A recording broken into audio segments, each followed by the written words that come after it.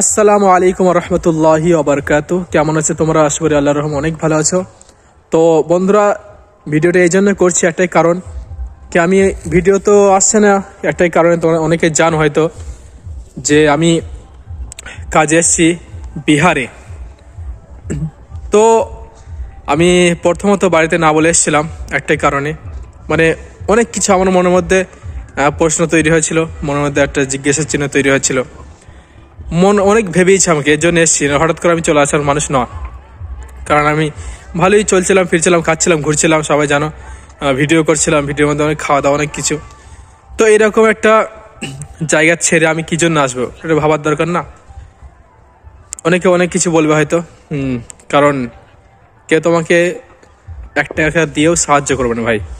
যারা পিছনে বলার লোক অনেক থাকবে, কিন্তু একটা একটা টাকাও তোমাকে সাহায্য করবে না তোমার গ্রামের লোক, তোমার পাশের লোক, এরকম মানুষ। কারণ হচ্ছে একটাই, মানে আমি অতিরিক্ত পয়সা খরচ করি, এদিক ওদিক যাই, মানে বন্ধু বান্ধব থাকলে তাদেরকে খাওয়াই।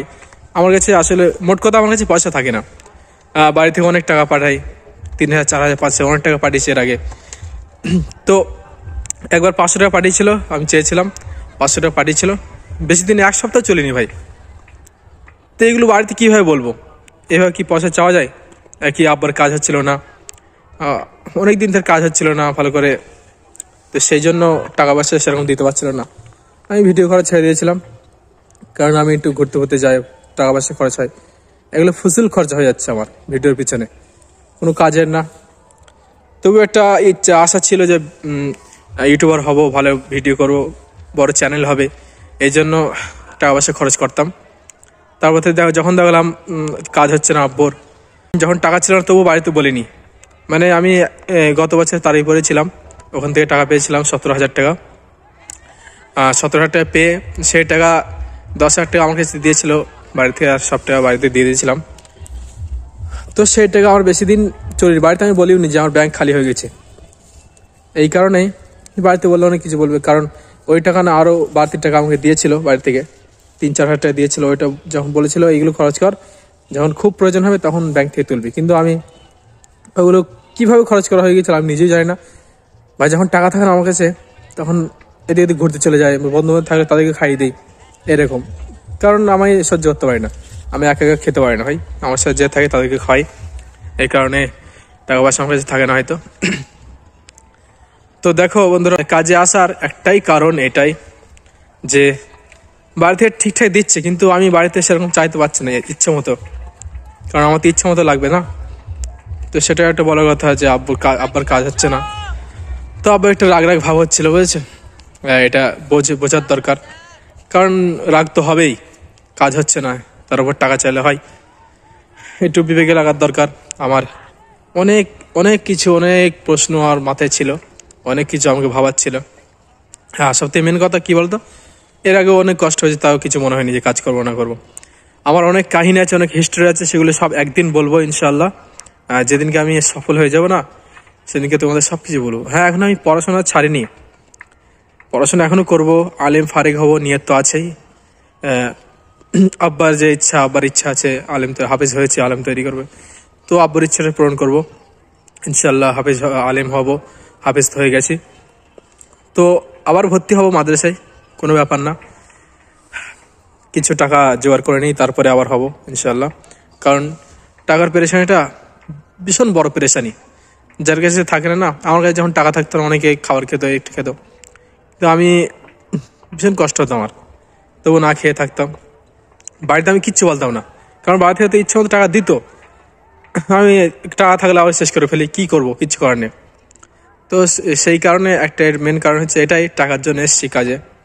আর আব্বুর তো কাজ হচ্ছিল না, বাড়িতে অনেক সমস্যা চলছিল, কিছু বলতে পারছিলাম না। অনেকের কাছে টাকা ধার করে এখানে এসেছি, তাদেরকে সেরকম আস্তে আস্তে শোধ করব মাইনে ফেলে, এই হচ্ছে কারণ। আর বাড়িতে আমার নিয়ে অনেক আলোচনা হচ্ছে যে হাবেশে মানুষ কেন এসব পরে আছে, মাথায় টুপি নাই কেন।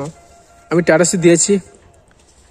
হ্যাঁ, একটা কথা শুনে রাখো, আমি একটা অফিসিয়াল কাজ করছি। হ্যাঁ, এখানে ড্রেস কোড থাকবে, তো কাজের সময় পরবো তো কী হয়েছে, আবার পাঞ্জাবি টুপি তো নামাজের সময় পড়ছি, কোনো অসুবিধা নেই, অটোমেটিক পরে থাকছি। কিন্তু যে অফিসের টাইমটা, সেই টাইমটা আমি মানে এই শার্ট আর ড্রেসগুলো পরছি। এতে তো কোনো অসুবিধা নেই, কোনো গোনা নেই তো, আমি জানি তো। এতে কি গোনা আছে ভাই? ভীষণ কিছু হয়ে যাচ্ছে নাকি? অনেক গোনা করে ফেলছে নাকি? এটাই কারণ ভিডিও করার, যে অনেক অনেক কিছু আমার পিছনে বলছে। পিছনে বলা বন্ধ করো ভাই। যদি কিছু সাহায্য করতে চাও সেটা সাহায্যটা আমাকে করো, কিন্তু পিছনে কেউ পড়ো না ভাই। কি বলবো তোমাদেরকে, কিচ্ছু বলার নেই। হ্যাঁ, অনেক কিছু আমার রিজন আছে, অনেক কারণ আছে যার কারণে আমি এসেছি, শুধু একটা দুটো কারণ না। আর একটা কারণ হচ্ছে কি বলতো, আমি তো ভীষণ মস্তি মানুষ, কোনো কাজ করি না বাড়িতে। বাড়ি গিয়ে একদম বাবুর মতো শুয়ে থাকি, মোবাইল দেখি। অনেক ভেবেছি আমাকে কথাগুলো, অনেক ভাবিছে। আব্বা এত কষ্ট করে, এত কাজ করে, এত বড় হয়ে গেছি, কেন আমি কোনো কাজ করছি না, কেন শুয়ে থাকি, কেন মোবাইল দেখি, অনেক ভেবেছি। কিন্তু আমার ভাই অত কষ্টের কাজ ভালো ভালো লাগে না সেরকম। আমার সেরকম কাজ করতে ভালো লাগে, কিন্তু অনেক ভাবিয়েছে, তার জন্যই আমি এখানে এসেছি কাজ করতে, বাপ মা ছেড়ে, বাড়ি ছেড়ে। প্রথমে না বলে এসেছিলাম, কিন্তু একটাই কারণে সবাই জানাজানি হয়ে গেছে। তো আব্বা আমার কিছু বলেনি, কারণ তো জানে যে আমি যেটা করেছি ভালোই করেছি, কারণ টাকার পেরেশানি আছে বাড়িতে, এটা জানে। তো তোমাদেরকে একটাই বলবো, আমার পিছনে বেশি কথা বলো না, কারণ আমি একদম ইমান হারা হয়ে যাইনি যে বিরাট কিছু পাপ করে ফেলছি, সবার সামনে খুলে পাপ করছি, এরকম কোনো ব্যাপার না। দাড়িও ঠিকঠাক আছে, দাড়িও কাটি না, সব ঠিকঠাক আছে, শুধু একটু ড্রেসটা চেঞ্জ হয় কাজের সময়। বুঝতে পেরেছো? বেশি উল্টো পাল্টা কমেন্ট করো না আমার নামে, আমার পিছনেও বলো না, গিবদও করো না।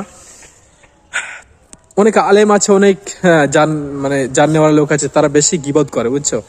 বেশি গিবদ করে, বেশি চুগলখড়ি করে, কারণ তারা জানে যে গিবদের কত গোনা, কত বড় গোনা।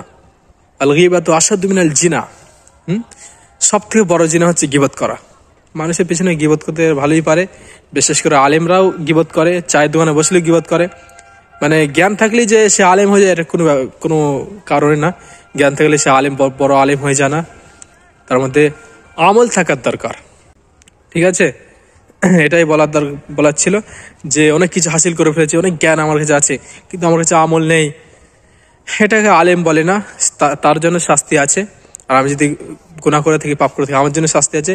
সে কোনো ধোয়া তুলসীর পাতা না যে মাথার টুপিতে থাকবে, পাঞ্জি পরে থাকবে, আর গুনাহ করে যাবে চুপি চুপি। হ্যাঁ, তার জন্য কোনো ছাড় নেই, সেও পাবে। আমি যদি গুনাহ করে থাকি, আমিও শাস্তি পাবো। তাহলে মানুষের কাছে ভালো সাজার কোনো দরকার নেই। ভিডিওটা করতাম না, এমনি বাইরে থেকে অনেক কথা শুনতে পাচ্ছি, আমার বিষয়ে অনেক কিছু বলছে, না কোনো লাভ নেই বলে আমি যে কারণে এসেছি, সেই কারণটা, সেই সাকসেসটা পেয়ে তারপর আমি যাব। কারোর কথা শুনে আসিনি, কারোর কথা শুনে আমি যাবো না। বুঝতে পেরেছি তোমরা? এটাই বলার ছিল। আর একটা কারণ, যে কারণে আমি ভীষণ ভাবিয়েছি, আমাকে মাদ্রাসায় পড়তেই পারিনি, পড়তে বসলে ভীষণ মনে পড়তো, একটাই কারণ, আমার মা। একদিন আমি বাড়িতে ছিলাম, বাড়ি থেকে আমি তো মোবাইল দেখি, রাত্রে মোবাইল চালাই, ইচ্ছা মতো মোবাইল দেখে প্রায় সেদিনকে আমি এডিট করছিলাম একটা ভিডিও এডিট করতে দেরি হয়ে গেছিলো, প্রায় 1:30-2 বেজে গেছিল। তখন আমি পেশাব করতে যাচ্ছিলাম, বাইরে যাচ্ছিলাম হাজত পূরণ করার জন্য। দেখছি আমার মা বিড়ি বাজছে, অত রাত্রে সবাই ঘুমোচ্ছে, মা দিকে বিড়ি বাজছে, কেন মায়ের ঘুম নেই? অত কষ্ট করবো কেন? তারপর থেকে আমি সেই কথাটা ভীষণ ভাবিয়েছি। আমি এত বড় বড় ছেলে হয়ে গেছি, আমরা এখনো বাপ মা কাজ করছে, রাত জেগে কাজ করছে, কেন এরকম হবে কেন? এটার জন্যই আমি বাড়িতে সেরকম আর চাপ দিতে চাই না। আমার নিজের টাকায় নিজে চলতে চাই, নিজে পড়তে চাই। আর বড় হয়ে গেছি, নিজের টাকায় চলার দরকার। এমন কিছু করতে চাই যেন মা বাপকে যেন আর খাটতে না হয়, সেই নিয়ত করে এসেছি। আমি আল্লাহর কাছে দোয়া করতাম, আল্লাহ এমন সফলতা তুমি দাও, এমন কামিয়াবি দাও, যেন আব্বাকে আর কাজ না করতে হয়, যেন আব্বা মায়ের সব আশা আমি পূরণ করতে পারি। এই উদ্দেশ্যে আমি এসেছি, এটা বলার ছিল। তো ভিডিওটা বেশি বেশি শেয়ার করে দাও। কি জন্য এসেছি না এসেছি, তাদের সওয়াল, তাদের প্রশ্নর এটাই হচ্ছে উত্তর। এই ভিডিওটা বেশি বেশি শেয়ার করো, আর কমেন্ট করতে কেউ ভুলো না। যে যার যেমন মন কমেন্ট করতে পারো। আসসালামু আলাইকুম।